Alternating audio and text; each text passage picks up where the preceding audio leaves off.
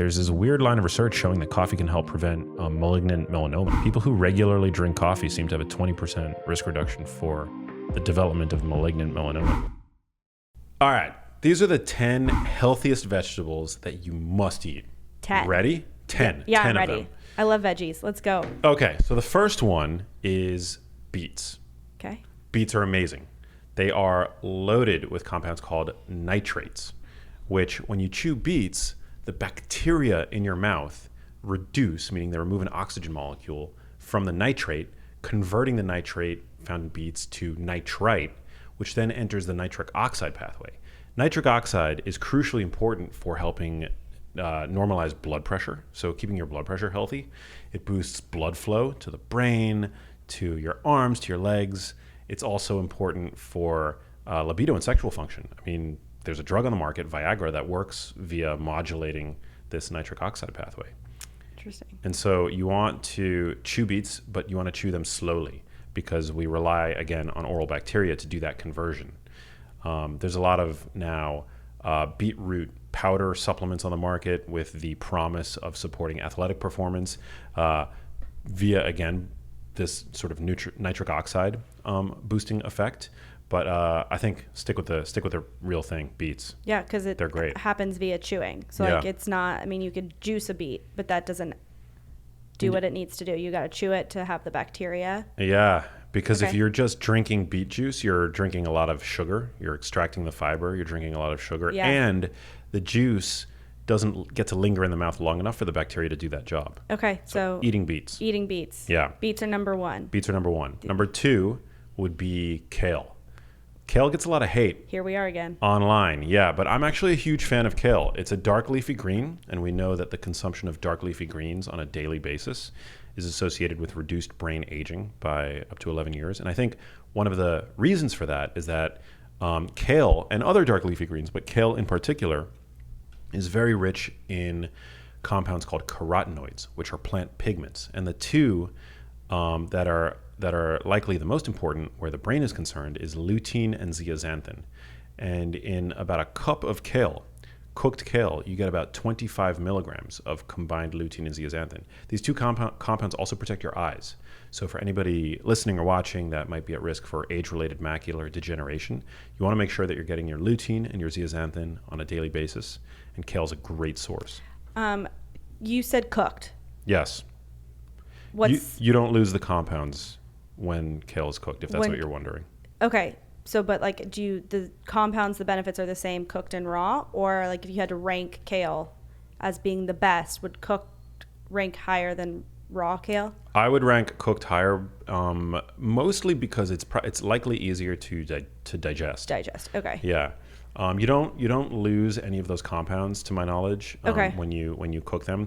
What you do want to do is you want to consume the kale with a fat source, because kale doesn't have any fat, and those two compounds are fat soluble. Oh. So if you're not consuming the kale with a fat source, you are the compounds are basically flowing through you. Okay. So extra virgin olive oil. Avocado. Dress your greens. Yeah. If you're sautéing your greens in a fat source, or if you're eating another fat source with those greens, okay, you don't necessarily need to put fat on the greens. Okay. If you're consuming the kale that you've steamed perhaps alongside a piece of fish that has fat, then you don't have to worry about adding additional fat. But you just want to make sure that concurrent with the ingestion of kale, you're consuming some kind of fat source. Dope. Okay, that was 2. Yep. 3. Number 3, arugula. Per calorie, arugula has actually the highest concentration of nitrates, those same compounds found in beets, as any fruit or vegetable. You want to make sure, again, that you're chewing your arugula slowly. Again, it's also a dark leafy green. It's got a delicious, spicy flavor that I love, very low in calories. An arugula salad with a little extra virgin olive oil, some sea salt, lemon. Really one of the best. Yeah, one of the best salads. Yeah, so great. Okay. Yeah. Number 4, sweet potatoes. Sweet potatoes are a tuber. They are a wonderful source of complex carbohydrates. So for fueling your exercise, keeping your blood sugar stable, sweet potatoes are fantastic. They also provide a little bit of resistant starch and fiber more generally, which is good for supporting gut health, helps feed the bacteria that live in the large intestine.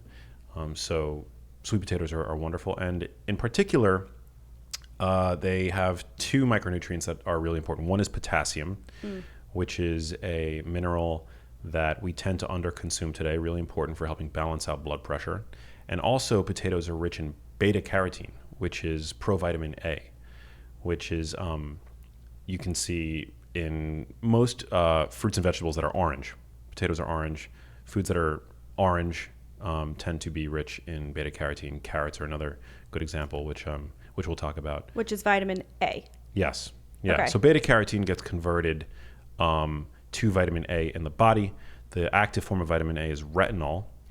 We vary in our ability to do that conversion person to person. Okay. So it wouldn't be my favorite source of vitamin A for retinol. Directly, you can go to a food like liver, which provides retinol, or grass-fed butter, for example, or egg yolks, all wonderful sources of preformed vitamin A. That's essentially plug and play to your body. But we do derive a significant amount of vitamin A from beta carotene.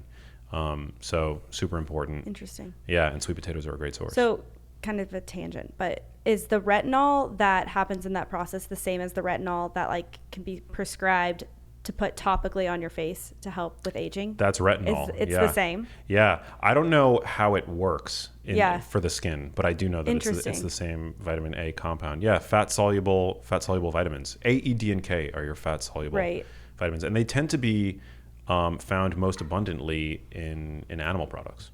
And you get some in plants. I mean, vitamin E is rich in various plant foods, to be fair. Okay. Yeah. Cool. I'll have to look into like the topical aspect of it. Interesting. The fat soluble vitamins that you tend to find in plants are E. You also find those in animal products, but you do find E in plant foods like almonds and avocados, for example. And then K is the other one, which you find most abundantly in dark leafy greens. Right. Vitamin K is important for clotting, blood clotting. We tend to get enough of it these days, and specifically vitamin K1, which is to contrast to vitamin K2, which is found more in animal products. But the other fat-soluble vitamins, vitamin A, vitamin D, A, E, D, and K. Yeah, vitamin A and vitamin D tend to be in animal products. So in like egg yolks, you get vitamin D. Interesting. In egg yolks and liver and stuff, you get vitamin A. Okay, cool. Yeah. Wow. Love that. Pretty dope. Yeah. Okay. That was... Yeah, so sweet potatoes. And of course, beta carotene really good for eye health, protecting the eyes. And of course, because eyes are neural tissue, we can safely assume that beta carotene is also good for the brain. So sweet potatoes, love them. Love them. Love them. The next would be carrots. And carrots are also, carrots are great also because they are a rich source of beta carotene as well. They are delicious. I love to make like a carrot salad, like a shredded. You know what's a really good, super simple carrot salad to make? What? Shred up a carrot, throw in some apple cider vinegar, some extra virgin olive oil, and then I go to Trader Joe's sometimes and I buy the everything but the bagel seasoning. Mm-hmm. That on carrots with a little apple cider vinegar, extra virgin olive oil, really good. I feel like we made one time with a little bit of like, not soy sauce, but what's the... Tamari, and then a little bit of sesame seeds. And it's got like a little bit of an Asian flair to it too. Yum. So good. Tamari. So good. 3, 4, 5, 6. We're up to 6. Yeah. So the 6th healthiest vegetable that you have to eat. Okay. The pointing is so aggressive, but yeah, I have to eat it. We have to eat it, guys. To be fair, everybody's different. Some people might not tolerate some of these. So that's a very soft... You're regretting your aggression. No, some people don't, for example, allergies and whatever, right. If you have allergies, if you're sensitive to various foods, I'm only partially serious when I say you have to eat these foods. Right. But if these foods are not on your radar and they seem interesting to you, you have nothing to lose, lots to gain by incorporating them. Yeah, well, I think it's just fun to know what and why you're eating a vegetable. Like everyone, you grew up saying eat your veggies, but like why? Yeah. Exactly. Okay, so number 6, fennel. I love fennel. Mm-hmm. Fennel gets its flavor due to a compound in it called anethol, which is what is responsible for that black licorice flavor, which I happen to love. I love fennel. I eat it raw. It's actually in restaurants you see it sometimes cooked, and it does lend itself wonderfully to cooked dishes. We made a salmon dish, I think, once with some fennel on it, yeah, which was great. Sheet pan. Yeah, but I love it raw. I love to make fennel salads. Yeah. I love to throw it in salads. I love to make it the star of a salad. You could do a lot with it. And one interesting thing about fennel is that it really powerfully supports digestion. So it's well known to have a carminative effect, which is basically it's anti-gas. So for people that are struggling with bloating and gas and stuff like that, fennel can be a really great food to incorporate regularly. It supports digestion. It helps increase transit time, and it also reduces bloating. Interesting. Yeah, which I think a lot of people suffer from. So are you DTF? I'm DTF. I'm down to fennel. fennel. Yeah. Love that. So good. Number 7, broccoli. So broccoli is a cruciferous vegetable. Other cruciferous. Yeah. Well, it actually doesn't do that for me. It doesn't do that for everybody. Interesting. I think the thing about vegetables, for people who believe that they are vegetable intolerant, you just have to start slowly and then ramp up the vegetable consumption and try perhaps cooking your veggies, right? Because raw can be more difficult to digest than cooked. And if you go from eating no veggies to suddenly eating lots and lots of veggies overnight, you have to cultivate the bowel flora to be able to contend with that sudden deluge of fiber, right? So broccoli is actually a great food. I love broccoli. Okay. I tend to eat it cooked.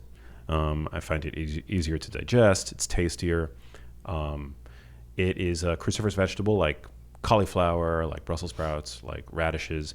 And what happens when we chew cruciferous vegetables like broccoli, 2 compounds held in different cellular compartments combine to create a new compound in your mouth called sulforaphane, which is a very powerful detoxifying compound. It's been shown to upregulate the production of glutathione, which is the body's master antioxidant and detoxifier. And it's also rich in other detoxifying compounds. It's a low carbohydrate vegetable. Lends itself well to many, many delicious recipes. In our new cookbook, Genius Kitchen, we have a recipe that's a sort of dairy-free, cheesy broccoli with eggs on it. It's delicious. Such a great recipe. Coconut cream, nutritional yeast. Yeah, it's good. Yeah, I love broccoli. Okay. Cruciferous vegetables are, a lot of people spend money on detox teas and detox supplements and things like that. Cruciferous vegetables are among the most detoxifying foods that exist, really. Really? Yeah. If you cook broccoli, you degrade one of the enzymes that helps to produce sulforaphane. So a nice little hack is you want to put some mustard seed powder on the broccoli after it's been cooked, and you regain the ability to create sulforaphane. This is a wild question, but when you cook broccoli, sometimes it smells. Is that the sulfur? Is that what's released when it cooks? Is like sometimes it smells like rotten eggs, which is like... It's weird. Like, is that connected? I'm not sure how that gets released because I know that when I cook that, I don't have that problem. But I've heard. So you're saying it's a me problem? No, it's true. Like everybody sort of has that person in their office, right? Yeah, Brussels sprouts are the worst. Yeah, that like they throw them in the microwave and it just stinks up the whole office. Yeah, I'm not sure actually what is responsible for it, other than the fact that yes, broccoli is rich in sulfur. So interesting. Which again is actually a good thing. It helps to support your body's detox pathways. We need sulfur. So quit buying those detox teas and just roast yourself some broccoli. Okay, we are up to number 8, and that is onions. So onions are part of the allium family, which also includes leeks, shallots, garlic. And onions are phenomenal. They are a rich source of a powerful antioxidant and anti-inflammatory compound called quercetin, which a lot of people were taking in the wake of a recent viral pandemic because of its ability to support the immune system. And quercetin is found abundantly in plants. Capers are probably the top source, but I happen to love onions because not only are they rich in quercetin, and you tend to find more in the outer layers, so you want to remove as little of the outer layers as possible. Oh, really? When preparing them. Yeah. Interesting. Okay. But they're also a rich source of prebiotic fiber, which means, again, that they support gut health. They support the bacteria that live in the large intestine. Oh. Yeah. So I love onions. You can saute them. They're super complementary to a wide array of dishes. They go great in salads. They're awesome. That's a fun fact to like not cut away too many layers of the onion, because sometimes I like rip it off because I'm like, where have you been, onion? But that's good to know. Yeah. Okay. No, onions they're awesome. I love them. I get a little freaked out when you have one in the cupboard for too long and it grows. We love it. Arms. They grow the like green. Oh, it's hair. Ooh, it little... freaks me out a little bit. But other than that, I'm a big onion fan. Yeah. Okay. They're great. Love that. 9. Number 9 would be bell peppers. Love it. Yeah. So bell peppers are amazing.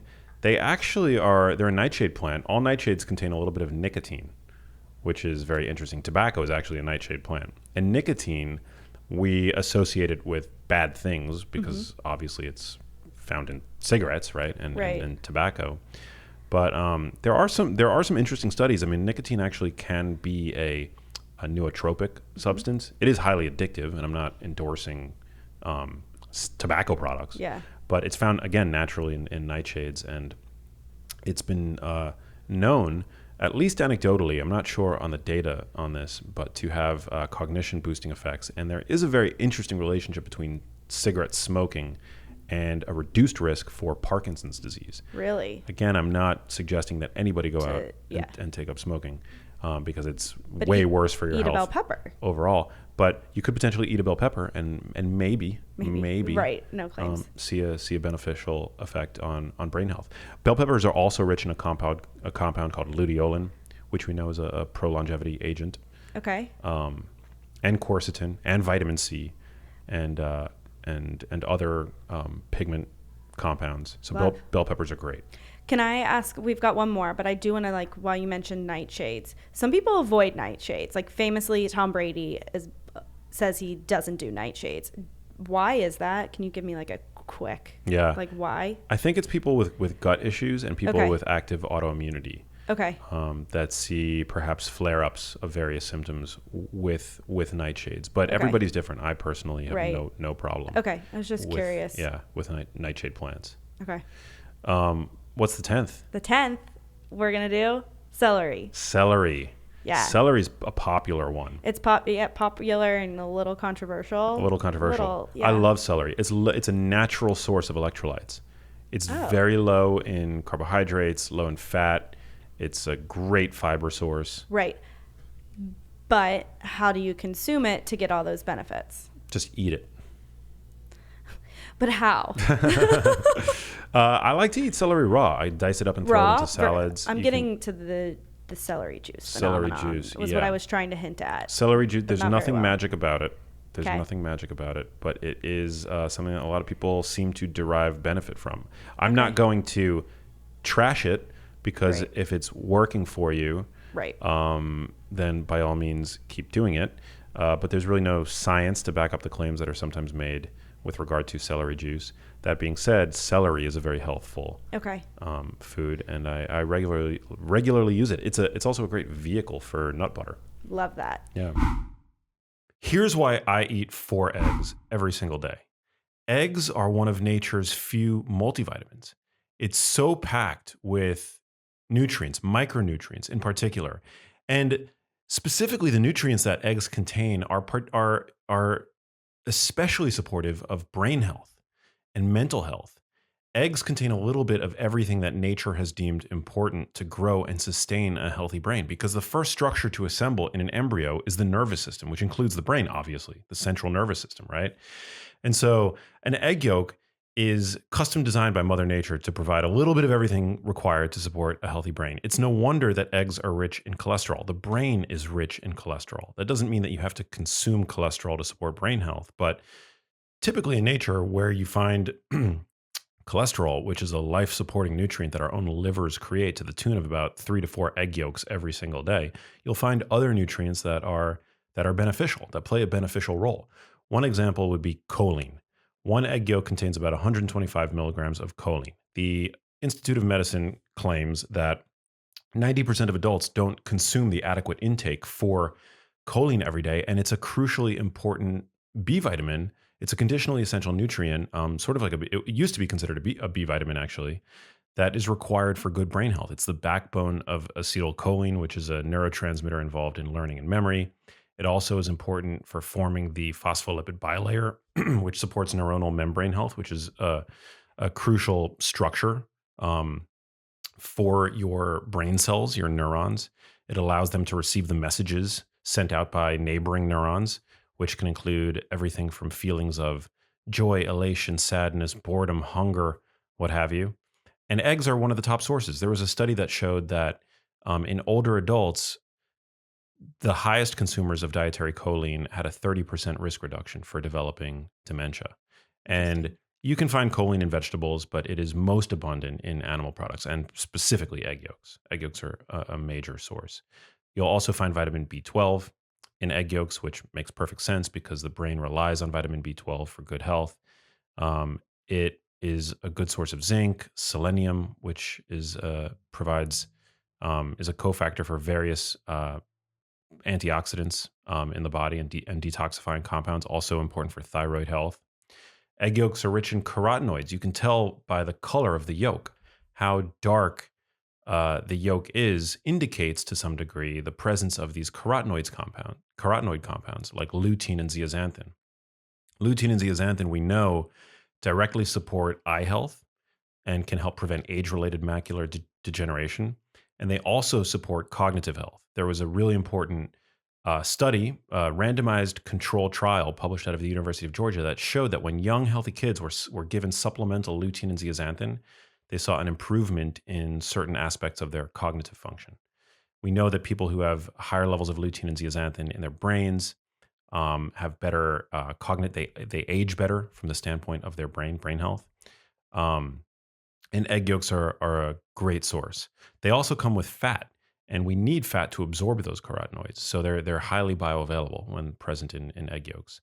Depending on how the chicken is raised, egg yolks are also a great source of DHA fat, which we know is one of the most important structural building blocks of the brain. You can buy omega-3 enriched eggs or pasture-raised eggs, and you'll see higher levels of omega-3 fats in the egg yolks. And protein, you can't disregard the fact that egg yolks contain some of the highest biological value protein to be found in nature. They contain about 6 grams of protein per egg. You find about 3 grams in the yolk, 3 grams in the white. The yolk is where you find all the nutrition other than protein, though. Okay, so is there any nutrition in the white? In the white, you find primarily protein. Protein, so none of the choline or... No. Okay. All in the yolk. So if you're throwing out the yolks, like so many people do when they eat egg white omelets or scrambles, you're missing out on a tremendous nutritional staple. Why do you think people throw out the egg yolk? Like, what's the misconception about the yolk? Well, a lot of people have the misconception that the cholesterol that it contains affects our blood cholesterol. And though they share the same name, right? Cholesterol is cholesterol in the yolk. We give it the same term, right? We use the same terminology. It has little to no impact on the cholesterol in our blood. Okay. So like if you go to your doctor, do labs, and they're like, you need to lower your cholesterol. For the vast majority of people should ignore that advice. Now there is a percentage of people who are hyper absorbers. Right. It's a minority again, but the liver, as I mentioned, the liver produces about 3 to 4, maybe even 5 egg yolks worth of cholesterol every day and exports it into circulation because your cells require cholesterol. Cholesterol is an important. Without cholesterol, you would die. And when we eat less cholesterol, our livers produce more of it. When we eat more cholesterol in our food, our livers produce less of it. But there's a bit of a lag that it takes. So if you eat a low cholesterol diet and then from one day to the next, you start eating a lot more cholesterol in your diet, you are going to see an increase in your blood levels of cholesterol. But that will taper off and reduce as your liver then starts to create less cholesterol. Okay. Oh, interesting. To maintain this sort of homeostatic level of cholesterol. So over the long term, dietary cholesterol for most people has no effect on blood cholesterol. Okay. Because I feel like a lot of times the like healthy omelet on a menu is an egg white omelet. It's so bad. And that's like most people eating that are people already fit. They're like trying to stay fit, but like those, it's not correct. Yeah. There. The one reason why I would add egg whites to an omelet. Okay. So I wouldn't. I would always, if I'm making eggs, I'm always going to include at least 3 to 4 yolks, right? Okay. But if I want to increase the protein concentration and keep the fat calories stable, Okay. then I'll add some more egg whites to boost the protein concentration Okay. of the Because is scramble. most of the fat in the yolk. the yolk? Yeah, the yolk contains the fats, the cholesterols, but also Okay. the nutrition, the micronutrients, right? The Right. egg yolks are just protein. But if you were looking to meet certain macros for your body composition, Uh-huh. a certain protein ratio in your diet, then it could be helpful to use egg whites to increase the protein while keeping the fat calories Yeah. constant. But it's just that knowledge which you just shared of like when you do eliminate the yolk, knowing everything that you're Missing out giving on. up. Yeah, Yeah. exactly. Okay. No, the egg, it really is one of nature's multivitamins. I mean, there are a handful of foods that I would put in that category, maybe oysters, but egg yolks, really, Yeah. you're getting a lot of bang for your buck. And if you're throwing out the egg yolks, you're really, I mean, you're wasting money, but you're also missing a huge opportunity with regard to your nutrition. Yeah. They also contain a lot of nutrients that, I mean, when you look at the population level, statistically, people tend to underconsume. Like the vitamin B12 deficiency is common. Zinc, most people don't consume adequate zinc. Vitamin E is also found in egg yolks. 90% of people don't consume adequate vitamin E. Yeah. Choline, which we already talked about. So, in light of the fact that we now know that dietary cholesterol has no effect for most people on blood cholesterol over the long term, there's no good science-backed reason at this point anymore to throw out to avoid egg yolks. Yeah, or be fearful of the egg yolk. Exactly. I feel like that was definitely something that my parents like they didn't want to eat too many eggs. Yeah, I mean, as of I believe the year it was, I forget when the last or second to last dietary guidelines for Americans finally took cholesterol off of the nutrients of concern list. It's no longer a nutrient that people need to be concerned about, and yet you hear over and over again, still in plant-based communities, that dietary cholesterol is something that we need to worry about. It's not. Saturated fat, on the other hand, can raise your levels Right. of certain saturated fats, can raise blood levels of ApoB, LDL cholesterol, etc. But dietary cholesterol is totally fine. And aside from egg yolks, seafood contains cholesterol, and seafood is constantly associated with better Right. cardiovascular health, better neurologic health, and egg yolks too. Eggs are an amazing nutritional value. They're also cheap. They're highly accessible. So anybody out there fear mongering egg yolks? Yeah. Watch your back. Watch your back. Yeah. No, I was smiling there because you read my mind where I wanted to, like, where else do you find cholesterol? Like dietary cholesterol, and it's seafood. So like, oh yeah, shrimp, lobster, rich in dietary cholesterol, but incredible nutritional value there. You get protein, you get interesting marine carotenoids like astaxanthin. It is worth mentioning how to cook eggs, and I think that it's important to not overcook them because of the presence of cholesterol and other fats that are potentially prone to oxidation. Okay. So I always like to leave my eggs when I'm cooking them a little bit jammy or on the softer side if I'm making a scramble. Yeah. So it's a balance. You don't want to consume ever raw egg whites because it can deplete. First of all, the protein in egg whites becomes actually more bioavailable once you cook them. So the protein in egg whites actually is not as bioavailable until you cook them. And also, raw egg whites can deplete your body of biotin, which is really important for healthy hair, skin, and nails. Mm-hmm. You don't have that problem with egg yolks. You could, if you so choose, eat raw. I mean, some people put them in smoothies. They're pretty good. Egg yolks in a smoothie, but not into it. Nope.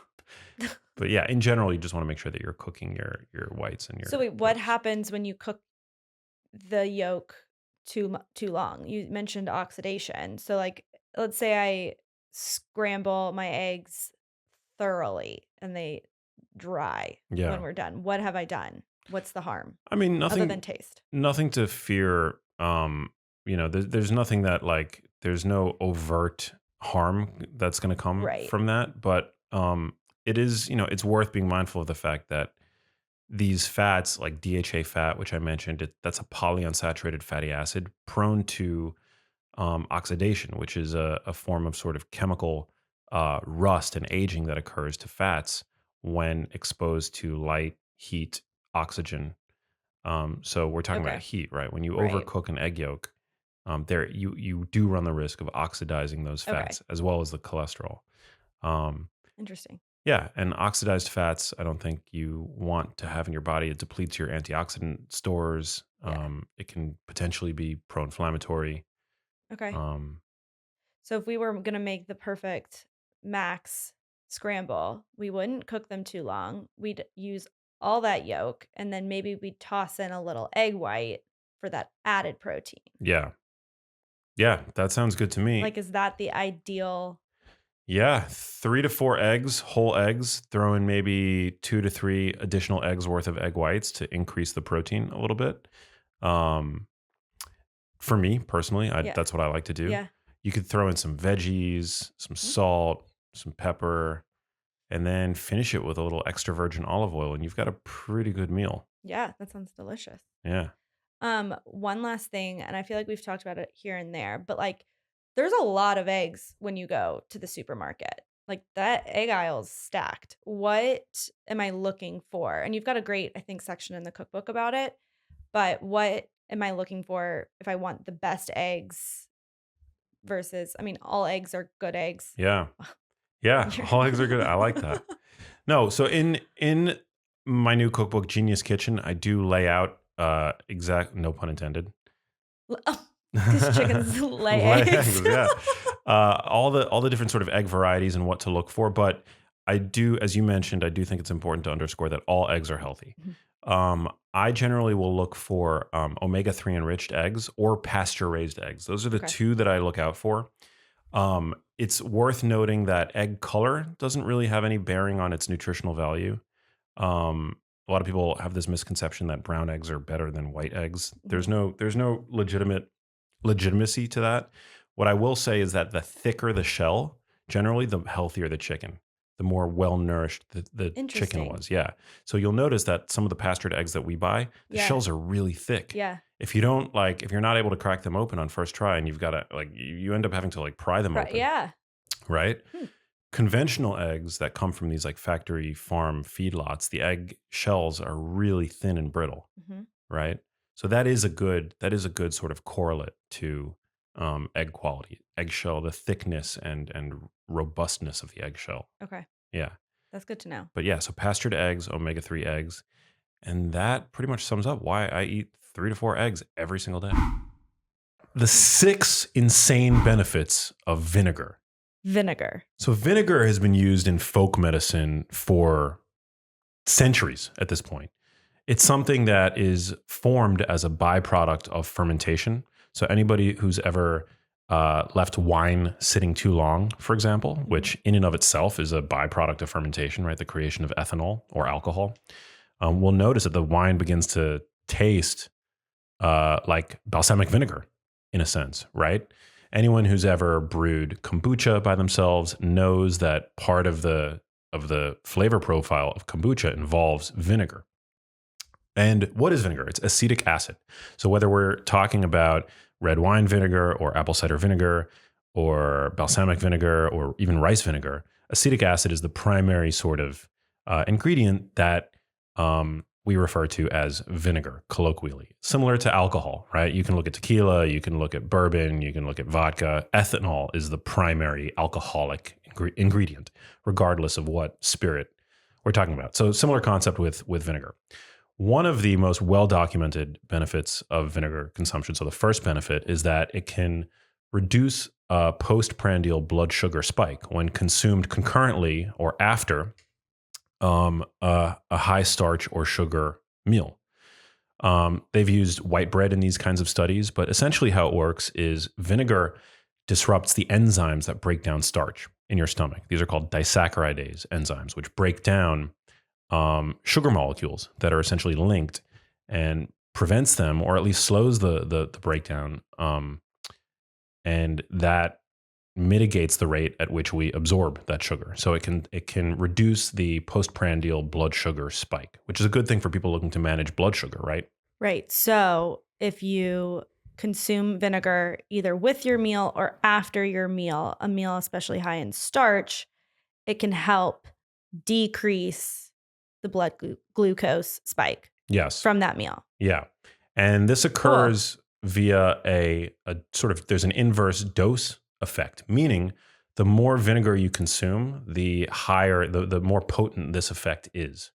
So one way to integrate vinegar into a meal is simply to integrate it into a salad dressing, right? If you're eating a salad, for example, you can also make a number of different sauces utilizing vinegar. But we actually also like to just mix it into a beverage, like have a tablespoon or two of vinegar diluted with some water. You generally want to dilute it. The water is not going to decrease its efficacy, but it will help save your teeth. Okay. Because vinegar can degrade enamel. So we're not like taking apple cider vinegar shots at the dinner table. Yeah, it could also burn your esophagus. Oh. Yeah, you don't want to do that. So diluted vinegar, I think, is smart. And just incorporating it into your meal. It's a very strong acid. Yeah, incorporating it into your meal. Into your meal to help decrease that blood sugar spike. If managing glucose is something that's important to you, and it should be for many people, right?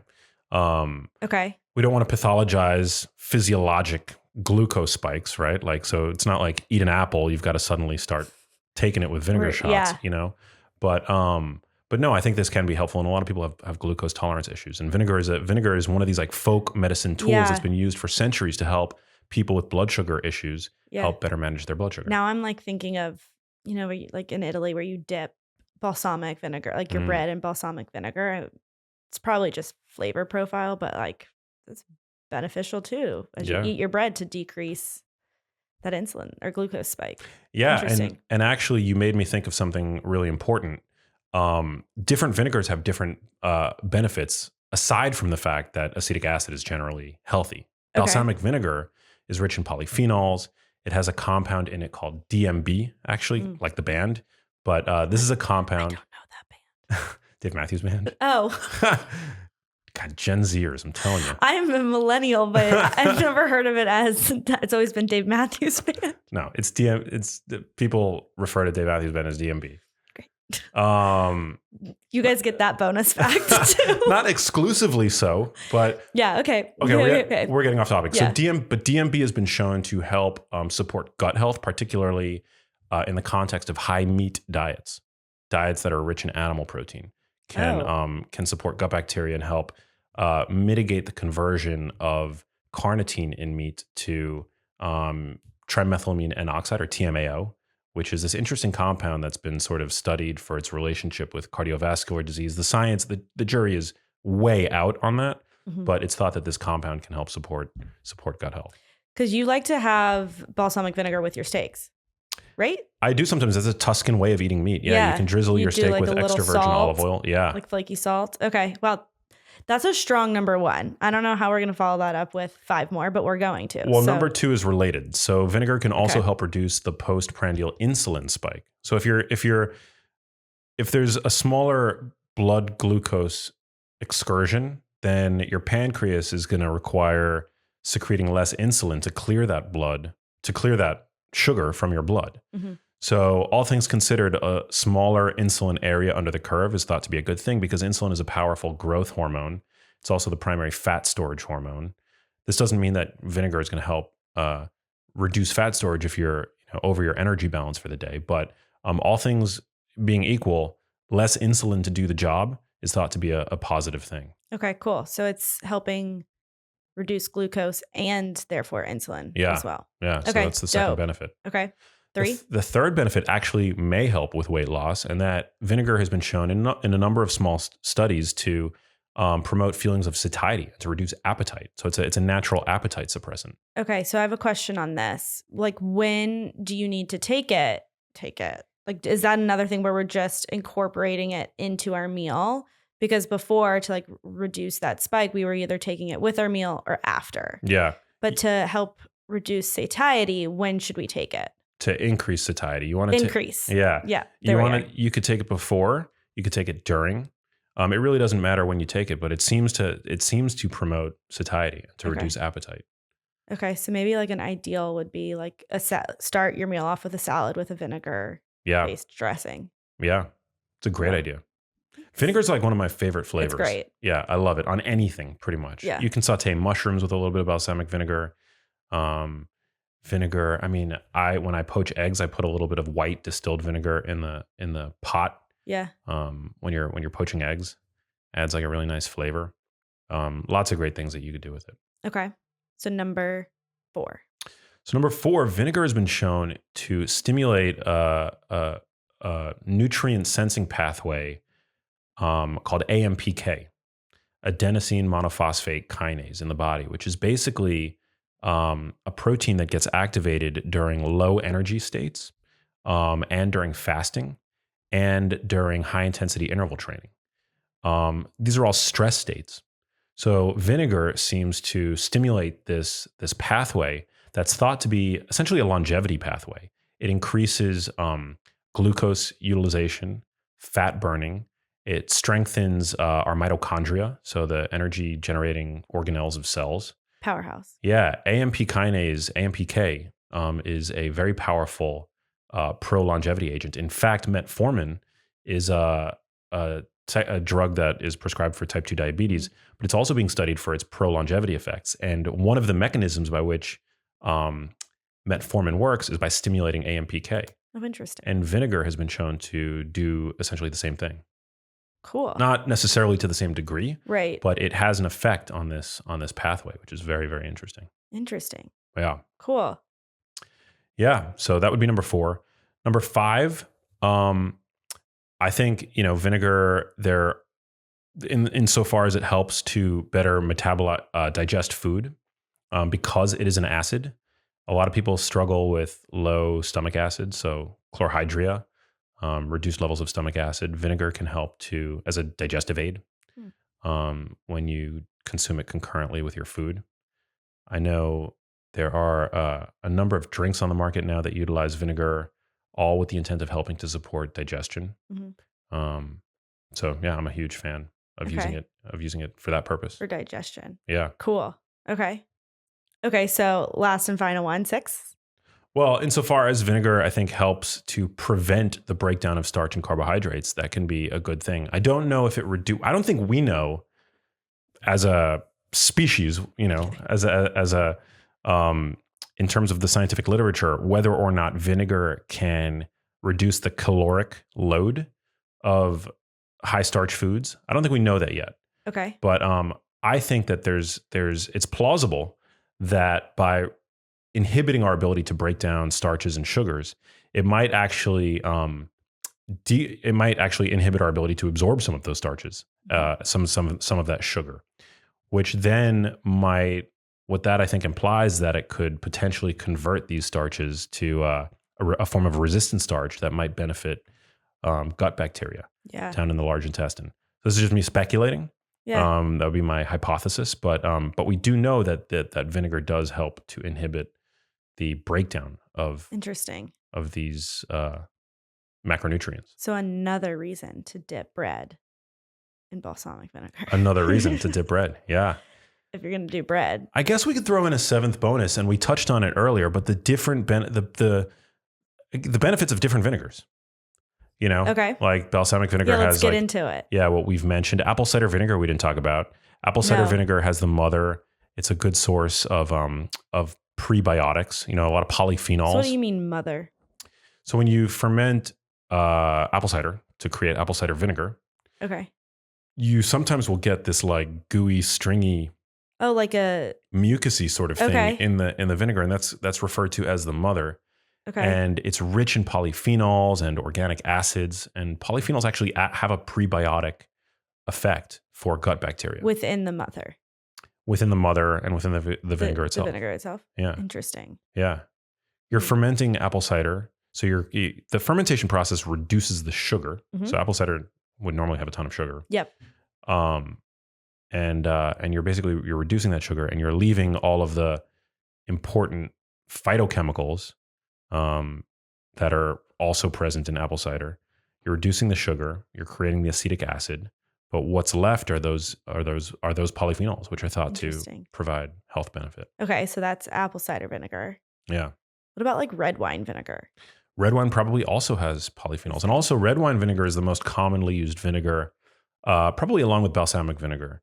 But in Mediterranean cooking, I know that red wine vinegar is big in Greek cuisine, and we know that the consumption of the Mediterranean diet is associated with better cardiovascular health, better neurologic health, And yeah, red wine vinegar and balsamic vinegar are staples. Yeah. Every culture has their sort of preferred vinegar. It's interesting. In Japan, you'll see a lot of rice vinegar, no balsamic vinegar, essentially no red wine vinegar. They use rice vinegar.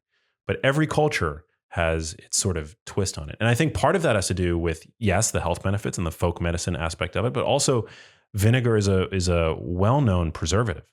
So before the advent of refrigerators and freezers, right, we had to find ways of effectively preserving our food. Otherwise, it would go bad. And vinegar is a well-documented preservative. People might recognize this in their own kitchens. I mean, so I, in the back of my fridge, you'll probably find at least a bottle or two of pickles that have been there seemingly for months, right? But they don't go bad because pickles are pickled in brine. Yeah. Right? And I think they'll go bad at some point, but maybe. I remember I had a bottle of pickled okra in my fridge for, if not 6 months longer. And I was curious to see if they had gone bad. And I took the risk and I ate one and it was perfect. It was perfect. It was perfect. It was and you were fine after. And I was fine after. Still here. Still here. That's a very powerful preservative. Yeah. You can also use vinegar. Man, should we offer 8? Vinegar is a great... I lost track. Vinegar is a great home cleaning. When you mentioned white, like distilled white vinegar, I was like brightening your sheets. Yeah. Well, I use it in my laundry. I put it in my laundry. There's a bleach dispenser. I put vinegar in there instead of bleach. Okay. And it's great for whitening whites and brightening colors too. Yeah. It's phenomenal. Interesting. I didn't know it was for both. Yeah, it's for both. And you can use it in the wash portion of the wash, right? But you can also use it in the rinse portion as a fabric softener. It's great. In the rinse portion? Yeah. Once it dries, there's no vinegar scent or anything like that. It's a great fabric softener. Very interesting, right? Yeah. But you could also dilute it and use it as a spray to spray down your countertops. Yep. It's got antimicrobial effects. Again, think about the fact that vinegar is a preservative, right? It's antimicrobial. Yeah. Interesting. Before we wrap up, I want to ask one thing. I always like to incorporate trends. And for a little bit, taking apple cider vinegar shots was a trend. It still might be, or people mixing it with lemon juice and honey to take it, and cayenne. What you're saying is to gather those benefits of vinegar, it doesn't need to be taken in quote unquote shot form. You can just incorporate it into your mealtime via salad dressing, flavoring, all that. Yeah. Okay. In my new cookbook, Genius Kitchen, I actually also have a recipe for a really tasty beverage called the Vini Gambini. So for people looking for a really refreshing, tasty vinegar-based beverage to incorporate at mealtime, but also to drink any time of day, you can pick up Genius Kitchen, and you'll find a recipe for the Vini Gambini. The 6 benefits of drinking coffee. Coffee. So I'm a huge fan of coffee. It's actually one of the most popular beverages in the world. It makes you feel good. It's rich in caffeine. Why do people love it so much? Well, I think aside from the taste, I think it has a lot to do with the fact that it's actually generally a good for you beverage. And there's this innate intelligence in the body that kind of acknowledges that, whether we're cognizant of it or not. So the first benefit I would say is that fiber is actually a significant source of soluble fiber. You get about 1 gram of this powerful form of fiber per cup, which is really good for helping to feed the bacteria that live in the large intestine. Soluble fiber, of course, is the kind of fiber that gets fermented. Coffee has fiber. Yeah. Okay. Yeah. When you brew coffee, coffee is a bean, right, from the coffee fruit, and it's a plant essentially. Yeah. And so you're getting some of this gel forming fiber when you brew coffee. Not a huge amount of it, but 1 gram is fairly significant. Interesting. Yeah. So it's good for gut health. The second benefit, sort of related, is that coffee is rich in compounds called polyphenols, which are essentially plant defense chemicals, which also have a prebiotic effect. So polyphenols are loved by gut bacteria, which churn them out, create powerful metabolites that we then absorb. And coffee is actually America's #1 source of dietary polyphenols. Really? Yeah, so coffee is rich. Rich. In these compounds. Okay. Yeah. So both of those are gut related. Both of those are gut related. Love it. Okay. Now, those two benefits might explain benefit 3, and that is that coffee is observationally associated with better health, better cardiovascular health, better neurologic health. People who drink more coffee seem to be protected against Alzheimer's disease, Parkinson's disease, cardiovascular disease, I mentioned, multiple sclerosis. So regular coffee drinkers seem to have a sort of dose response effect. The more coffee they drink, the higher the degree of protection seems to be. And just to caveat that, coffee is there's a lot of caffeine in it. Not everybody is going to tolerate caffeine in the same way. Of course, caffeine can also negatively affect your sleep. So you want to be careful. This isn't sort of a blanket recommendation to go out and start drinking six cups of coffee a day. You know what I'm saying? Because I would. Because you would. Because I would. Okay. So gut, other observational benefits, cardiovascular, neuro. What else does coffee help with? The fact that coffee supports cardiovascular health, that's a really interesting one. And one study that was published recently elucidated a mechanism by which this might be the case. So it was actually discovered that coffee... Let me back up. There's a new family of cholesterol-lowering drugs on the market called PCSK9 inhibitors. And how these work is by inhibiting this protein called PCSK9, it causes an upregulation of LDL receptors on the surface of the liver. LDL receptors are crucial to the recycling of lipoproteins in the blood, namely ApoB containing lipoproteins like LDL. ApoB is implicated. These lipoproteins are implicated as playing a role in the etiology of atherosclerosis. And it's thought that by increasing availability of this LDL receptor, it makes our bodies more efficient at recycling cholesterol. Well, it was recently shown that caffeine is a natural PCSK9 inhibitor. So what that means is that coffee and the caffeine that it contains specifically can help your body and your liver become a more effective LDL recycler, which is great. Again, coffee in a way functions, just to put it another way, functions like this new family of LDL lowering drugs on the market. Yeah. So this might explain that observation, or at least partially explain why people who regularly drink coffee seem to have a degree of protection against cardiovascular disease. Interesting. In there, you mentioned the caffeine. So it's the aspect of caffeine within the coffee that's kind of playing a role. So like decaf wouldn't work in this sense. Decaf would not work in this sense, right? Okay. But it also means that other caffeine-containing beverages would work. It's like a green tea. Yes, green tea. But yeah, that's pretty cool. Yeah, that's really cool. Yeah. That like something found in our food drink world is doing the same thing as a pharmaceutical. Just underscores the degree to which food is medicine. Yeah. Right? Totally. Coffee is functioning like one of these drugs. Yeah. With none of the potential negative side effects. Yeah. That these drugs also come with, right? Yes. Interesting. So. And not the pricey price tag. No, exactly. We're not going to take on Big Pharma today, but another coffee benefit? Yeah.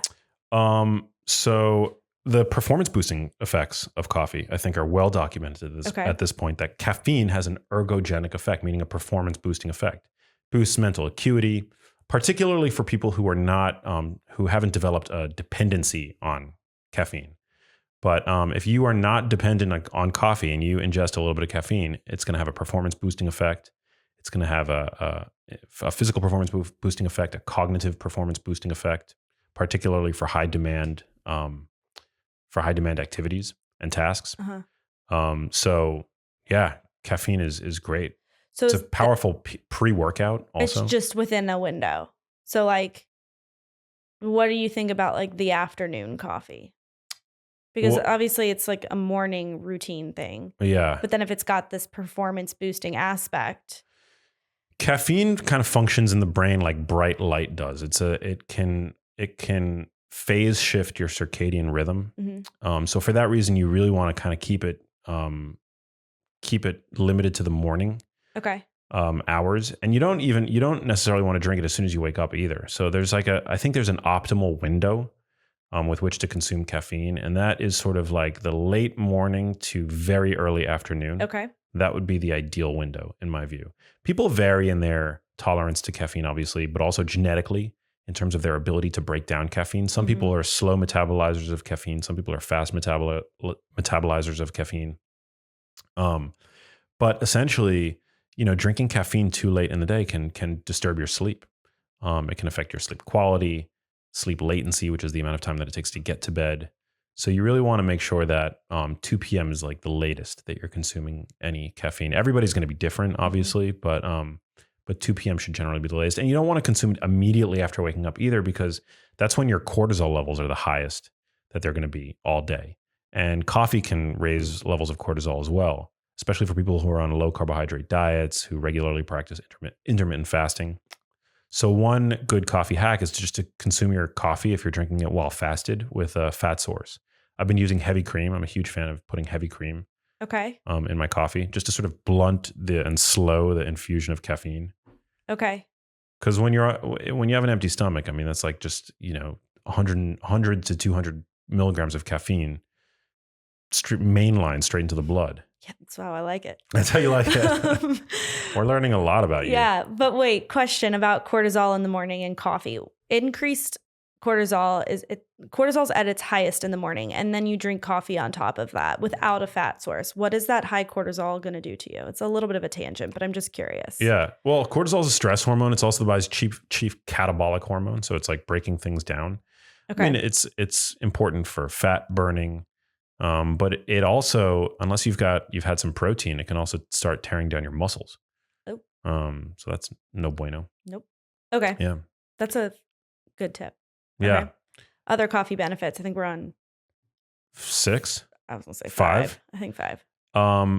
Well, coffee has been shown to activate gene pathways that are super thought to be super beneficial and related to longevity. Coffee can help stimulate autophagy via this mechanism, can help encourage the production of ketones, which we know have a positive signaling effect in the brain. Coffee can stimulate the NRF2 gene pathway, which is associated with detoxification. So all in all, it's a very beneficial beverage. Love it. And then the 6th benefit of coffee is that there's this weird line of research showing that coffee can help prevent malignant melanoma. People who regularly drink coffee seem to have a 20% risk reduction for the development of malignant melanoma. So it can help potentially prevent sunburns. I'm not saying drink coffee and then go out and be reckless in the sun. Right. It's not what I'm saying. That's interesting. Yeah. It could be because of all of these other mechanisms, there are so many positive things that coffee does. It's almost like a miracle food in a way. Yeah. Like a superfood. But okay. But yeah, all this Wait, good stuff. I want to read that study. I'll send it to you. Will you share it? Yeah. Okay. We can also put it in the show notes. That's just interesting. I'm intrigued. Yeah, but I mean, you can easily Google it. Go to PubMed. Are you telling me to Google it versus you sending it? Well, I'm saying just all that is to say. I'm not pulling it out of my butt. You can go to PubMed and you can Google coffee melanoma, and you'll be able to find. We can't Google it, guys. But I'll send you the study. You get privileges. I love it. So those are the 6 benefits of drinking coffee. Okay, just to touch on it, because I feel like people are curious about the cream in your coffee. Yeah. And we're talking not half and half. We're talking. Well, here's the reason why I prefer heavy cream to half and half. So some studies have shown that milk protein can inhibit the bioactivity of the polyphenols in coffee. And heavy cream has no protein in it. It has no carbs. It has no protein. Half and half is half cream and half milk. Mm-hmm. Milk has lactose, sugar, and it has casein protein and whey protein in milk. And so I don't want that in my coffee, especially when I'm fasted. So I'd rather stick to heavy cream. And also heavy cream has a higher concentration of dairy fat, but also milk fat globule membrane, which we've talked a little bit about, but super supportive of brain health. Interesting. So yeah, heavy cream is my go-to. Okay. And you're not a big dairy guy, but this hasn't bothered you. Hasn't bothered me. No. Wow. Yeah. I like heavy cream. It's awesome. It tastes it's like whipped cream without the sugar, basically. This is true. Yeah. Yeah. It makes the coffee feel indulgent and like a treat. Yeah. And it's totally healthy. So and it's not going to F with your fasting or anything like that. Well, I mean, it technically breaks a fast. It technically breaks a fast, but not in a meaningful way because there's no sugar in it. It's pure fat, essentially. Yeah. It's pure dairy fat. So it doesn't it doesn't tinker with any of the mechanisms that we aspire to sort of work when fasting. It keeps us in a low insulin state. It doesn't perturb that low insulin state that we're in. It doesn't spike mTOR, because there's no protein in it. So I mean, there's a lot of like sort of speculation with regard to what's happening when we're fasting. If we are, if intermittent fasting is even worth doing from the standpoint of, autophagy and all these different mechanisms. Yeah. But we do know that protein, when you're consuming sugar and protein, you're no longer fasting. Pure fat, it's sort of debatable, Interesting. Okay. Yeah. And why have you liked that better than like the bulletproof? Because, bulletproof is very tasty. So I will say that. But I think heavy cream is healthier than butter because heavy cream still maintains the milk fat globule membrane. Whereas butter can lead to an adverse effect on blood lipids. And also, I mean, that's important enough, but also with bulletproof, you've got to blend your coffee. Whereas heavy cream, because of the milk fat globule membrane, it disperses. You just plop it in seamlessly into your coffee. Yeah. Okay. So it's like one less step. Interesting. Yeah. Bulletproof coffee is tasty as hell, but the cream is really good too. It's really good. Hey, if you like that video, you need to check out this one here, and I'll see you there. We don't have any need for dietary sugar. So you don't need to consume any sugar or carbohydrates for that matter to survive. We have a daily requirement for protein, and we have a daily requirement for certain fats.